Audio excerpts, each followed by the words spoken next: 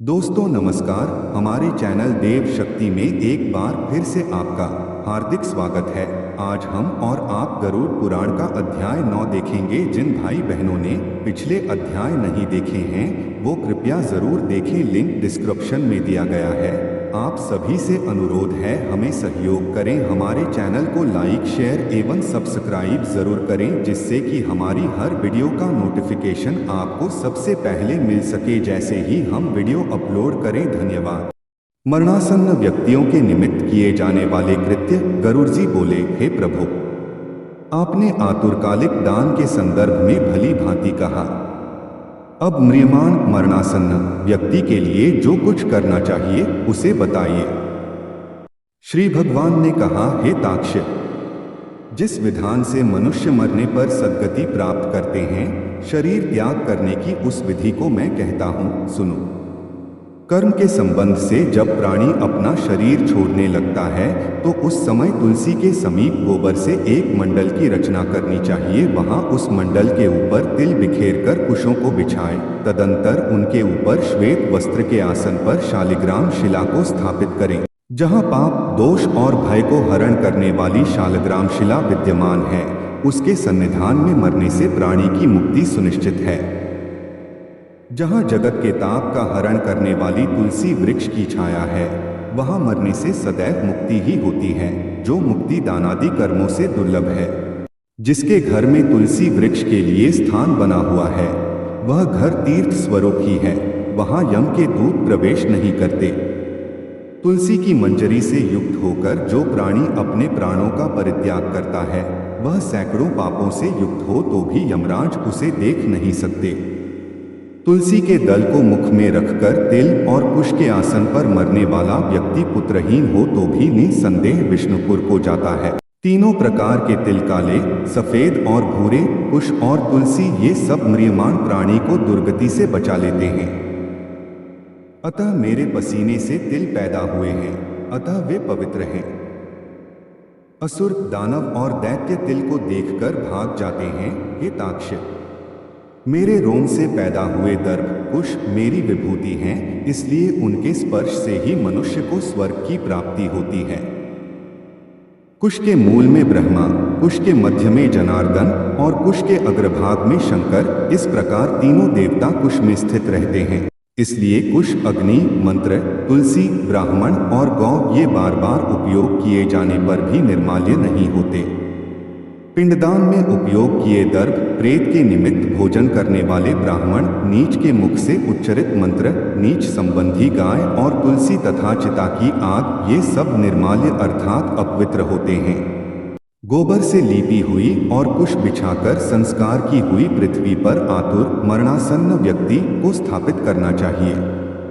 अंतरिक्ष का परिहार करना चाहिए, अर्थात चौकी आदि पर नहीं रखना चाहिए। ब्रह्मा, विष्णु, रुद्र तथा अन्य सभी देवता और हुताशन, अग्नि, ये सभी मंडल पर विराजमान रहते हैं, इसलिए मंडल की रचना करनी चाहिए।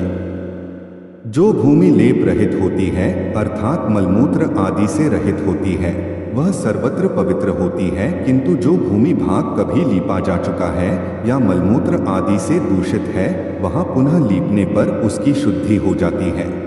बिना लीपी हुई भूमि पर और चारपाई आदि पर या आकाश में भूमि की सतह से ऊपर राक्षस, पिशाच, भूत, प्रेत और यमदूत प्रविष्ट हो जाते हैं। इसलिए भूमि पर मंडल बनाए बिना अग्निहोत्र, श्राद्ध, ब्राह्मण भोजन, देव पूजन और आतुर व्यक्ति का स्थापन नहीं करना चाहिए। इसलिए लीपी हुई भूमि पर आतुर व्यक्ति को लिटाकर उसके मुख में स्वर्ण और रत्न का प्रक्षेप करके शालग्राम स्वरूपी भगवान विष्णु का पादोदाक देना चाहिए। जो शालग्राम शिला के जल को बिंदुमात्र भी पीता है, वह सभी पापों से मुक्त हो वैकुंठ लोक में जाता है। इसलिए आतुर व्यक्ति को महापातक को नष्ट करने वाले गंगा जल को देना चाहिए। गंगा जल का पान सभी तीर्थों में किए जाने वाले स्नान दानादि के पुण्य रूपी फल को प्रदान करने वाला है। जो शरीर को शुद्ध करने वाले चांद्रायण व्रत को 1000 बार करता है और जो एक बार गंगा जल का पान करता है, वे दोनों समान फल वाले रहते हैं। हे ताक्ष्य, अग्नि के संबंध से जैसे रुई की राशि नष्ट हो जाती है, उसी प्रकार गंगाजल से पातक भस्मसात हो जाते हैं। जो सूर्य की किरणों से संतप्त गंगा के जल का पान करता है, वह सभी योनियों से छूटकर हरि के धाम को प्राप्त होता है। अन्य नदियां मनुष्यों को जलावगाहन स्नान करने पर पवित्र करती हैं, किंतु गंगा जी तो दर्शन, स्पर्श, दान अथवा गंगा इस नाम का कीर्तन करने मात्र से सैकड़ों हजारों पुण्यरहित पुरुषों को भी पवित्र कर देती हैं। इसलिए संसार से पार लगा देने वाले गंगा जल को पीना चाहिए। जो व्यक्ति प्राणों के कंठगत होने पर गंगा गंगा कहता है, वह विष्णु लोक को प्राप्त होता है और पुनः भूलोक में जन्म नहीं लेता। प्राणोत्क्रमण, प्राणों के निकलने के समय जो पुरुष श्रद्धायुक्त होकर मन से गंगा का चिंतन करता है, वह भी परम गति को प्राप्त होता है। अतः गंगा का ध्यान, गंगा को नमन, गंगा का संस्मरण करना चाहिए और गंगा जल का पान करना चाहिए। इसके बाद मोक्ष प्रदान करने वाली श्रीमद्भागवत की कथा को जितना संभव हो उतना श्रवण करना चाहिए। जो व्यक्ति अंत समय में श्रीमद्भागवत के एक श्लोक, आधे श्लोक अथवा एक पाठ का भी पाठ करता है, वह ब्रह्मलोक को प्राप्त होकर पुनः संसार में कभी नहीं आता।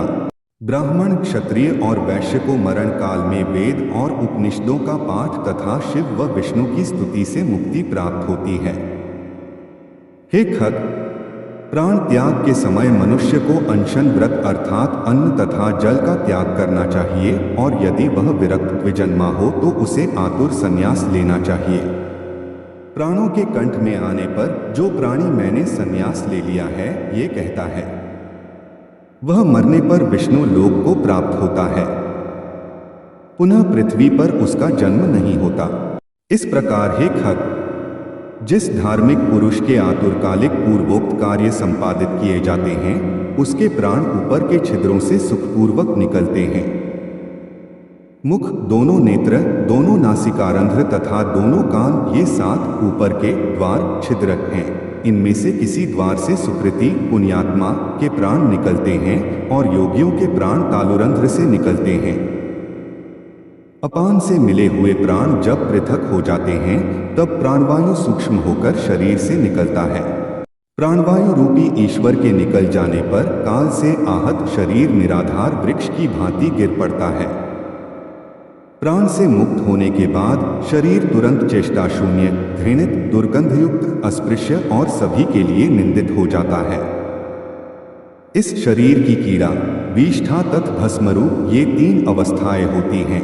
इसमें कीड़े पड़ते हैं, यह विष्ठा के समान दुर्गंधयुक्त हो जाता है अथवा अंततः चिता में भस्म हो जाता है। इसलिए क्षण मात्र में नष्ट हो जाने वाले इस देह के लिए मनुष्यों के द्वारा गर्व क्यों किया जाए। पंचभूतों से निर्मित इस शरीर का पृथ्वी तत्व पृथ्वी में लीन हो जाता है, जल तत्व जल में, तेजस तत्व तेज में और वायु तत्व वायु में लीन हो जाता है। इसी प्रकार आकाश तत्व भी आकाश में लीन हो जाता है।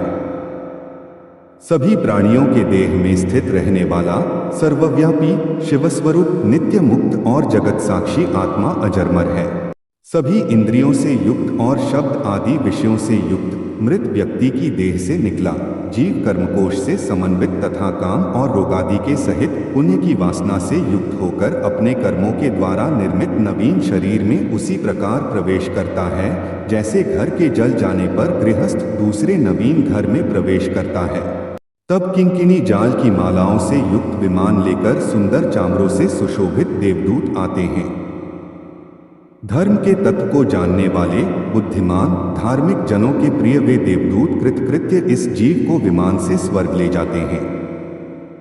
सुंदर दिव्य देह धारण करके, निर्मल वस्त्र और माल्य धारण करके, सुवर्ण और रत्नादि के आभरणों से युक्त होकर वह महानुभाव जीव दान के प्रभाव से देवताओं से पूजित होकर स्वर्ग को प्राप्त करता है।